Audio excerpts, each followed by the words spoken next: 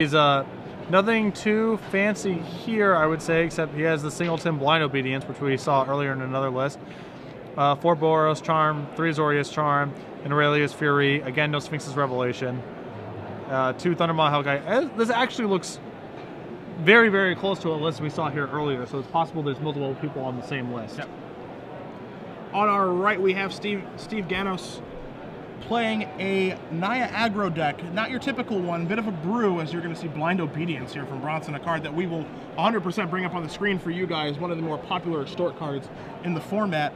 Taking a look at Steve's deck, he has 2 copies of Boros Reckoner, 3 Giant Militants, 4 Experiment Ones, 4 Flinthoof Boars, 4 Gore Clan Rampagers, 3 Loxodon Smiters, a couple Silverblade Paladins, a couple Spark Troopers, a couple Wojak Halberdiers, the old Battalion First Striker, to go along with Boros Charm, a Face Shield, 3 Rancors, and 1 copy of Damarade.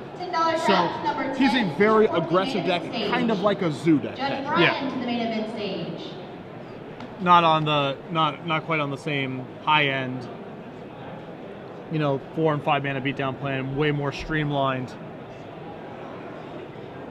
You see a Dryad Militant in play, I believe, an Experimental Ooze. That is, it's the old Experiment One. Experiment One, rather. Did you see Steve draw a Flinthoof Boar for the turn? It's an Ooze, but it's an Experiment One. That was, yes.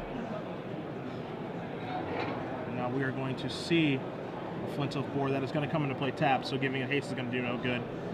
But we are going to get a counter here on Experiment One. It is going to begin to evolve. Yep. And now you're going to see a Rancor here. This is a bit risky when you're playing against the blue-white red deck that has mana untapped. Searing Spirit kind of looming, but hey, it all works out. Yep. So coming on in, they're going to slide those onto the screen for you guys so you can't see the Flinthoof Boar, which is a 3/3 because there's a Sacred Foundry in play. We saw that come up a couple rounds ago. Rootbound Crags and Clifftop Retreats do not apply. So everything goes correctly for Steve this turn. No fear with that mana available. Maybe the 4th line will change some things. Either way, we're going to see a Supreme Verdict here. And it's going to take care of all the permanents. The Rancor is going to go back to Steve's hand. Experiment Ooze did not have 2 counters, so couldn't remove to it to regenerate it. Either way, Bronson doing okay right now. Cleared up the board, has a lot of 4-drops in his hand. You see a Thundermaw Hellkite as well to go along with the Restoration Angel and a Dungeon Geist. And you really do see here Blind Obedience put in some work. Yeah, doing a little bit of work here. Magic players, if players Ryan Steiner and Bill Adams are still involved. Oh, it's a combo deck! It's a combo deck!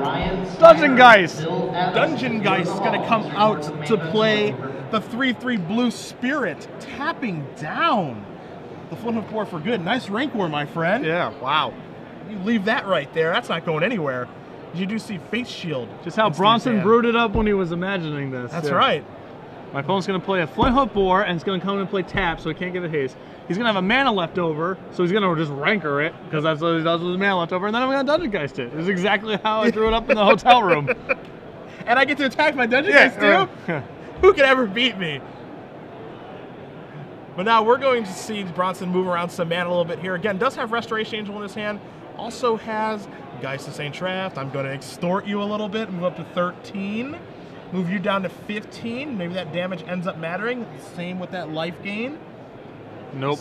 You see Steve. And that is actually super important that Bronson went up to 13 because there's 2 copies of Boros Charm in Steve's hand. So getting above a multiple of 4 is a big deal.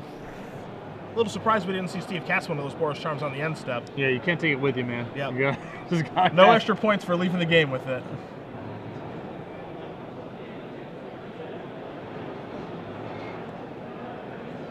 Now, Blind Obedience is a card, Patrick, where, you know, it's a card that you're not going to play 4 of. I think we can both agree on that. But this is a card that can see a lot of play because it is very nice against the haste mechanic. Yeah, and the Naya decks, you'd had to anticipate we're going to be big coming into this. Mono red, there's still the black-red zombies is still a thing. I mean, a lot of the defining decks are built around haste, and it's actually one of the places where the blue-white-red deck can just fall behind, having to react to those sort of threats. So Blind Obedience gives you a cushion to just be able to play the cards and the cantrips you want to play, and then deal with threats the following turn. Also, you know, against haste plays very well with your Supreme Verdicts, and of course, if you're going to be sideboarding in Dungeon Geist, those as we're seeing right now, work very well together. Yeah. And you see Steve is just going to extend the hand because he knows that he can't race the situation that he's in. He's got no creatures. The Boros Charms are too slow. And when you're facing down Geist, St. Trapped, and Dungeon Geist, that's a 2-turn clock. Yep. And he just concedes the game right away because he just knows he's beat. Blind Obedience is also very solid with Geist Trapped. Yeah. Because, you know, you're trying to just play blockers and